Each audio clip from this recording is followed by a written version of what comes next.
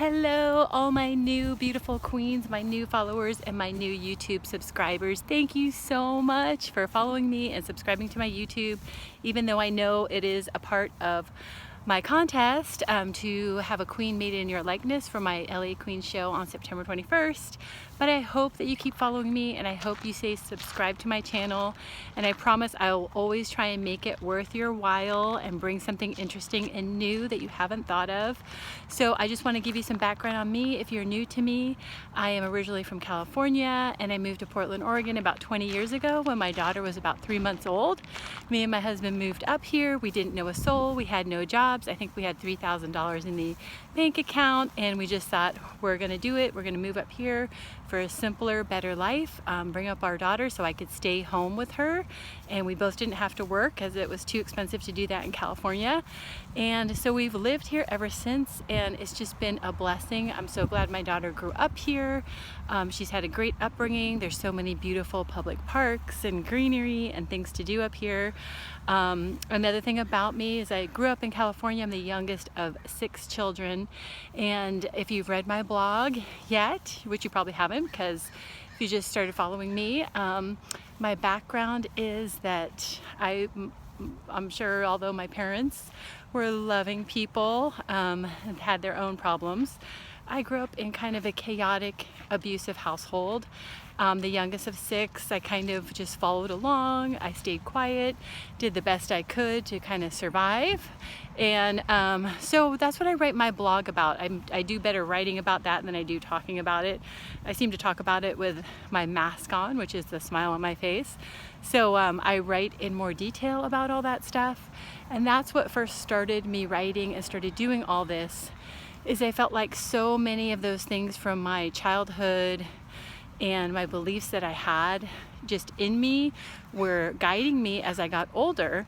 And as my daughter left for college and I was trying to decide what I wanted to do as an empty nester, I really wanted to tap in my creative side, but I found like there was a block there.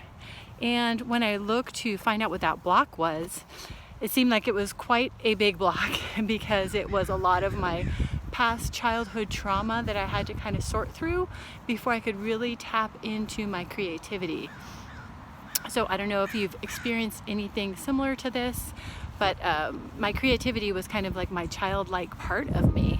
And I kind of cut that off, given my background. I'd kind of cut off my childhood tendencies just so I could be strong. I had to grow up pretty fast. I had to kind of be resourceful, and I was on my own at 22 years old, although I know a lot of people were on their own younger than that. But I basically had to say goodbye to my family and leave them because they were not very supportive, and they did things to actually kind of try and bring me down and kind of stunt my growth and really eat at my confidence. So in order for me to kind of break out on my own, I had to break off ties with them, which was really hard. I was a 22, 23-year-old girl out on my own, and I used to kind of lie about my family and say, oh yeah, they're traveling, or they're busy, and because I didn't want anyone to know I was living at that time in San Francisco by myself, and no one was looking out for me. I didn't want people to know that because I thought that would make me kind of a target. So I used to lie about my family and say that they cared about me and they were always checking up on me. And it made it hard though to have personal relationships, have a boyfriend, because I'd be lying and then I'd have to tell him I was lying and that I really didn't talk to my family, which was always a fun conversation. So every boyfriend until I met my husband tried to convince me to make up with my family, and I knew my husband was the right man for me when he said, fuck them. They're not doing anything for you, and you need to just forget them and move on with your life with me. So that's what I did, and he's been supportive of me ever since. So that is a little bit of my history. There's a lot more to it, but I just wanted to let you know, for those new subscribers, new followers who don't know me that well, I just kind of wanted to give you some background on my purpose, which is to, I know I say put the queen back on the throne, but I really mean our feminine power and our feminine energy, and tap into that and to put our creativeness out into the world, no matter what anyone says, no matter how, if anyone tries to dissuade us or put us down or tell us we're not good enough.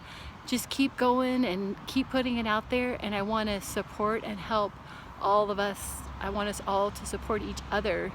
And I want to help support you, and you can help support me, just so we have that power together to go forward as women, especially my age group, which is I'm 54. And my daughter's off at college. She's going to be out on her own. And our age group, I feel like a lot of times is just sidelined, and we're expected just to kind of creep off into the darkness. Our job is done. We've been the, cute 20-year-olds to attract the guy, and then we were married and we did all the engagement married stuff, and then we had our children, and then that part's done, and now it's like, okay, we're done with you. And I feel like a lot of us feel just lost and lonely and like we don't matter, but we definitely do matter. We have a lot of wisdom to share with the younger generation, especially the younger girls, and we should band together and support them and support each other so they know, they feel powerful, and they know as women that their life isn't over at 50, and they can do great things no matter what age they are. So that is the point of when I first started my blog in January of 2018, that, was my driving force, is for myself. I'll admit it was for me because I kind of went into a dark place after my mom passed away. So it was mostly for me to help me get out of that space. And then when other women started connecting with me, I thought, oh, all these other women feel this way. And if we all band together and support each other, it could be a wonderful thing. And then I did my art show, and I just felt the power. Did my art show in Portland in July of this year, my first one. And all the women that came, I just felt their power and their energy and their love. And I just thought, I want more women to feel this, and I want to feel this with more women. So I decided to bring the art show to LA, and I hope to bring it to New York in April, and just bring my art and my message to more people. So I hope this resonates with you. If not, I won't be offended if you stop following me or stop subscribing, because I don't want to waste your time. But I love you, and I wish you all the best in your endeavors in the world.